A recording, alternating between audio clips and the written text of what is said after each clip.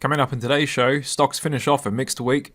Fundstrat's Tom Lee still says there's bullish catalyst on the horizon. Robert Shiller says the rally in home prices could finish soon. Goldman Sachs chief economist says US economy is going to go into unspectacular growth. The Nasdaq index will be rebalanced on Monday. I go through some upcoming seasonality patterns in the stock market and do a special weekly price action analysis on all the most important markets out there. Hey, what's up guys? Welcome back to the Click Capital Daily Show. Hope you're having a great Friday, Saturday or Sunday, wherever you are in the world. Thanks for tuning in with me today. My name's Jared, and make sure you stick with me right to the end as I'm going to run you through the latest news, data, and do some special technical analysis for you today to give you a bird's eye view on all the markets, what the trends are, and where we could be going next. And so it was a bit of a mixed day to finish off a mixed week here. Seeing more green in the healthcare and utilities, as some of those defensive sectors get a bit of a bid, and we continue to see a bit of weakness in mega cap techs and industrials as well. It was a pretty quiet day out there for a Friday and options expiry. We didn't get any economic data released today, however we will be getting a few key data points next week, and that's some PMIs on Monday, and Wednesday will be the big one with the Fed's interest rate decision. And so the market's pricing a near certainty the Fed will hike on Wednesday. However, they're only given them a 15.9% chance they'll hike again in September. However, they are given a 27.8% chance they will hike in November.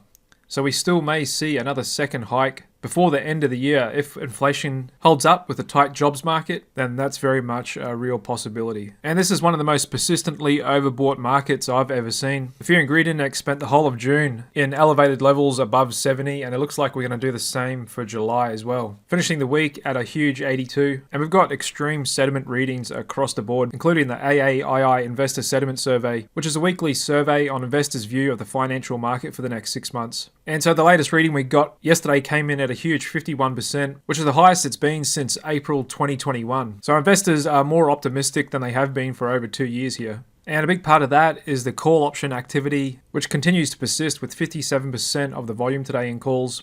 And for a Friday OPEX, it wasn't all that busy, just coming in slightly above average, 42.6 million contracts traded. Did see a little bit of a bump up in the dark pool index, as it's been given off a bit of mixed signals. It has been diverging this last couple of weeks from the market. However, it seems to be back above neutral territory now. And overall, corporate insiders aren't buying much of their own stock up here. And so the stock market may feel a little stretched after its 30% rally, but there's 3 indicators out there saying that it's not. And according to Fundstrat's Tom Lee, there's still bullish fundamental catalyst on the horizon. He said a typical 5% pullback is possible, but he argued that any such decline would be a buyable dip, and the stock market isn't as stretched as some think. The first being the S&P 500 versus its 200-day moving average. It's currently 12% above its 200-day moving average, which may appear stretched. The SP has traded more than 20% above its 200-day moving average at least 8 times. He said that's a sign of a strong market. Number 2 is bearish sentiment among professionals. Recent survey from JP Morgan asked institutional investors the following question: are you more likely to increase or decrease equity exposure over coming days and weeks? Only 17% of respondents said they plan to increase equity exposure, which is a multi-year low. Bank of America July Fund Manager survey also showed that equities were the most underweight among asset classes, while bonds represented the biggest overweight. He said institutional investors are still skeptical. And the third being retail sentiment still in early days of turning bullish. He said retail has turned bullish, but this is after an extended bearishness, record bearishness. We also got one of the best economists in the world, Robert Shiller, coming out today saying the decade-long rally in home prices could end when the Fed wraps its hiking cycle. He said earlier rate hikes pushed people to buy homes before borrowing costs rose even further. The index of home prices he co-founded, the Case-Shiller Index, has climbed steadily since 2012, peaked June 2022,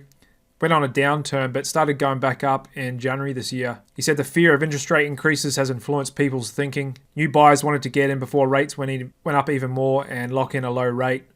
But he said that positive influence on the market is coming to an end. However, as long as there's a lack of inventory in the market, that should help keep prices propped up, and could still be a few years before we see a correction in real estate once a lot of mortgages have to refix at higher rates, and then that increases the supply of inventory onto the market. Goldman Sachs chief economist thinks the next stage of the US economy is unspectacular growth. He said consumption is 70% of the economy, so you would generally expect these things to be fairly close related, GDP growth versus consumer spending growth. He thinks GDP will stay positive, but just it won't be anything spectacular. And he could be right, because in June we saw retail sales only increase 0.2%, and for the start of summer when the consumer's supposed to be out there spending, that's not a really good sign. And so for the second time ever, the Nasdaq is rebalancing their index.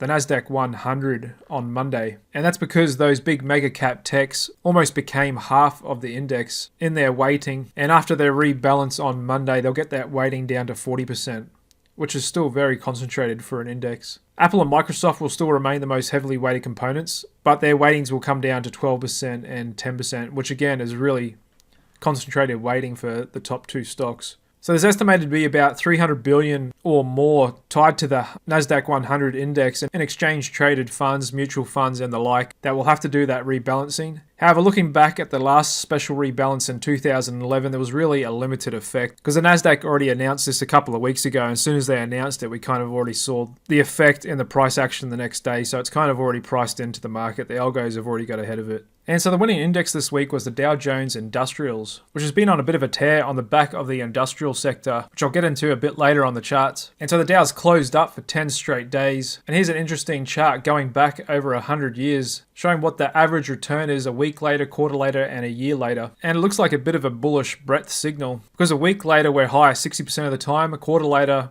we're high 80% of the time, and a year later we're high 67% of the time. Which if you take random time periods for these times, is a bit higher than that. The market is on average a bit more positive than not the longer you go out. However, 80% of the time we're higher, one quarter later, is statistically significant. However, they're not huge average gains, but nonetheless that shows that persistent buying and up days can lead to more bullishness. However, looking at S&P 500 seasonality, going back to 1950, right now we're normally at a time where we can see a bit of weakness in the market and a bit of a pullback late July going into early August. And it's typically that August to October is a bit of a sideways price action. Then come mid-November, we go into that bullish seasonality, Santa Claus rally. And if we get that Santa Claus rally, that can typically spill over to a strong January, which then also bodes well for the strong first half of the year.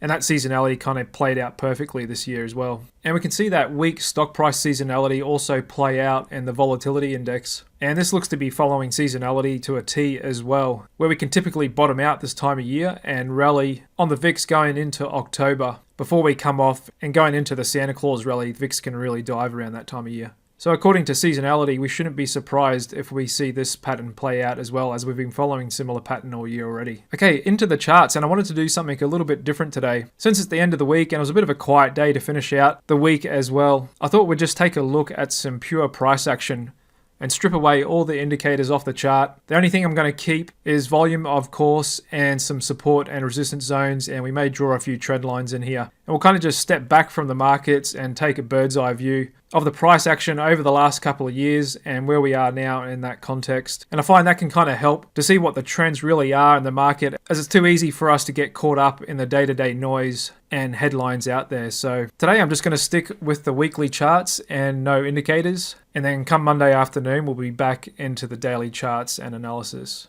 So we can see here on the S&P 500, just over 4,500, we're coming up to this resistance zone where we last turned in March 2022. And we're not far off all-time highs, just above 4,800. And you can see since early March, we've been in this parabolic rise, which has been really strong and persistent. And we haven't had that sort of persistent price action for quite some time now. It wasn't since really early 2021 that we ran onto a similar kind of drive higher, but even then we had those 5% pullbacks. And just looking back in history, it wasn't since late 2019 we had a similar kind of parabolic price action before COVID came in and knocked things off. And then before that, it was late 2017 going into that Volmageddon here that we had that really strong parabolic price rise. A lot of people were shorting volatility, and some electronic traded notes that were short volatility blew up here and blew up a lot of funds and traders, and that's why they called that Volmageddon. And just looking at the S&P 500 equal weight on the weekly chart, it too is coming up to a big resistance zone where it's turned a few times before. Here's a look at the NASDAQ. It's a little bit closer to its all-time highs.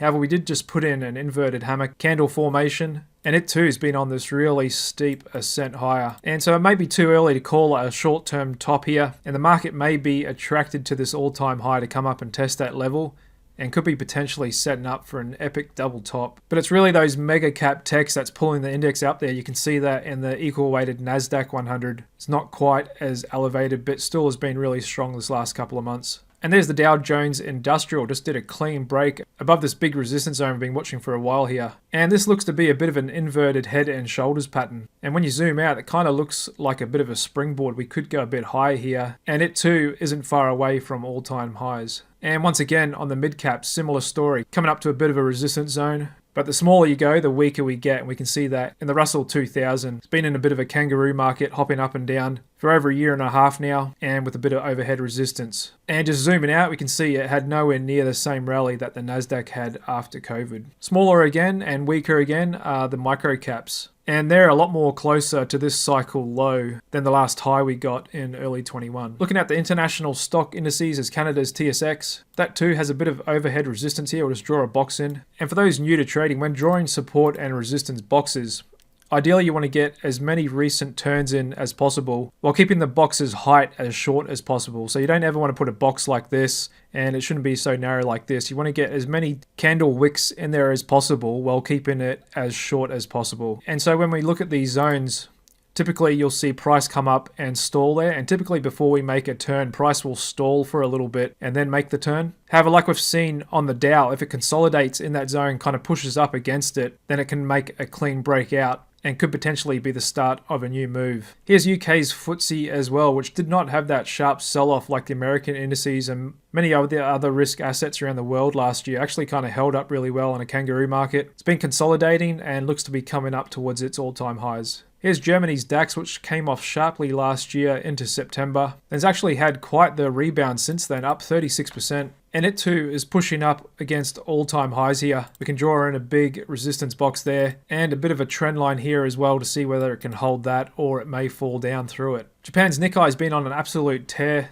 this year. However, we are stalling out here and consolidating, so this could potentially be a little bit of a rounded top here. And just like the animal in Australia's coat of arms, it too is in a kangaroo market, hopping up and down in this sideways pattern for over the last 2 years now, and it's got that big overhead resistance around that 7600 level that we may come up and test over the next couple of weeks or months as well. The weakest of the pack is the China 50 index. After ripping up higher in early 2021, put in a big reversal candle, and it's been lower highs and lower lows since then. However, we are squeezing up now into a bit of a descending triangle or wedge here, which may resolve itself in either direction over the coming weeks. There's a look at the VIX index, super low down here, and we haven't been this low since before COVID back in early 2020. And the next kind of support level is around that 1150 level. So as hard as it is to believe, we still may go lower on the VIX yet. However, we are consolidating and stalling out here as well. So this too could potentially be a bit of a rounded bottom on the VIX index. There's a look at the move versus VIX index, and that's bond market volatility versus stock market volatility. So you can see in COVID, bond market volatility decreased a lot versus stocks because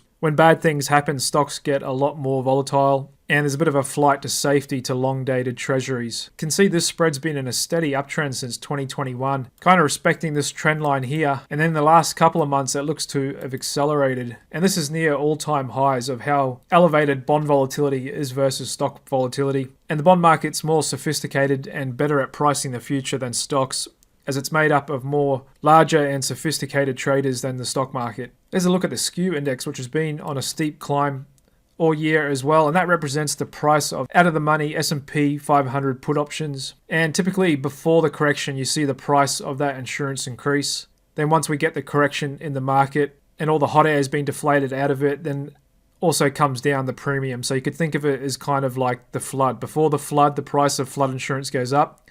After we get the flood, the price of that insurance comes down.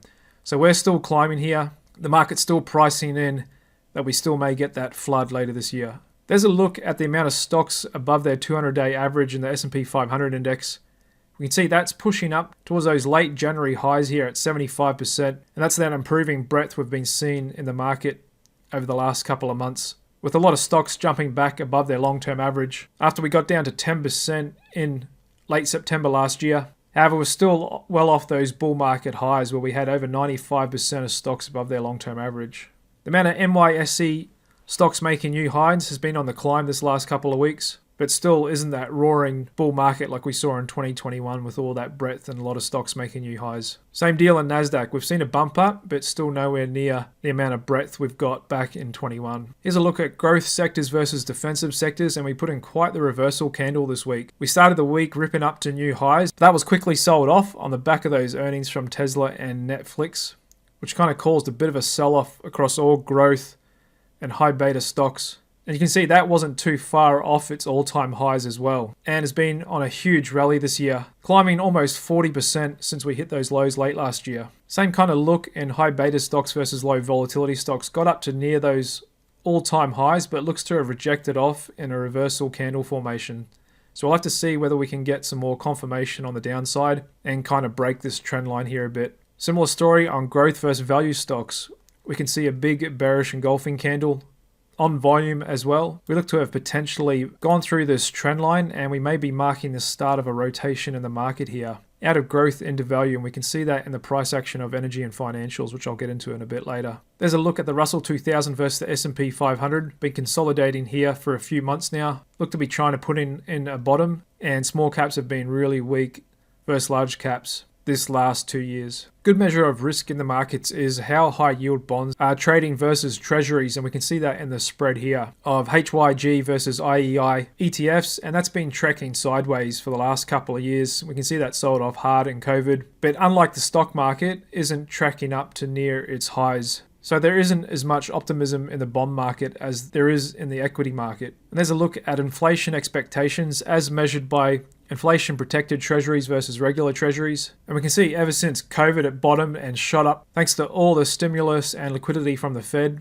And that's kind of held its ground and just been consolidating for the last year or so, and actually finished the week high on the back of those good jobless claims numbers coming in. So the bond market hasn't priced in inflation to fall really hard just yet. Looking at this price action, that's the market saying inflation is going to remain a bit sticky. Same deal in the US government bond 2-year yield. Really strong uptrend, pushing up against multi-year highs just below 5% here. And the 10-year as well, consolidating for almost a year now, just below 4%. There's a look at TLT. And with the inflation and higher rates, caused the value of those old low interest rate bonds to decrease in value. And we've seen the biggest pullback ever in TLT ever since this came onto the market 20 years ago, falling by about 40% here, and we've been consolidating as well for about 9 months. And so if the Fed is done hiking rates, then that would make a good risk-reward opportunity on TLT, because if they do cut rates next year, then this should rally up. However, we don't know for sure that they're done and inflation is done, because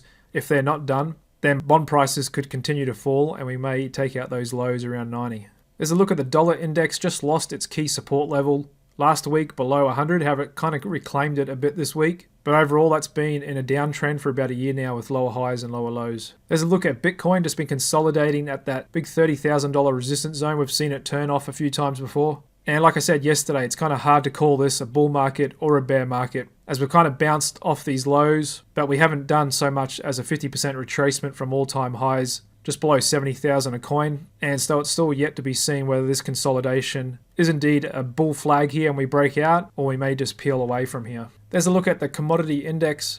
Fun actually finding support at this big zone here, and the last 2 weeks looks to have broken this downward trend line, and a weaker dollar will be helping that as well. There's a look at gold coming back up to all-time highs, and similar to commodities overall is the price of crude.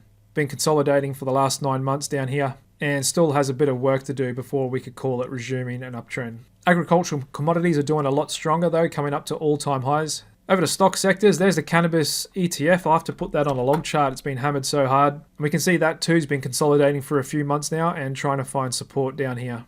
There's a look at the robotics and artificial intelligence ETF bots. And there's been a lot of volume coming into this ETF over the last couple of months, but that too is still well off its highs. There's a look at semiconductors. Off the steep ascent from October, we're now consolidating at all-time highs. There's a look at the consumer discretionary ETF. It too has been on a parabolic rise, but still well off all-time highs. Similar deal in retail stocks, which looks even weaker. Energy stocks still holding up a lot better than the price of crude. There's a look at XLF, the financials, with a little bit of overhead resistance. There's regionals, which have been really weaker after Silicon Valley Bank collapse.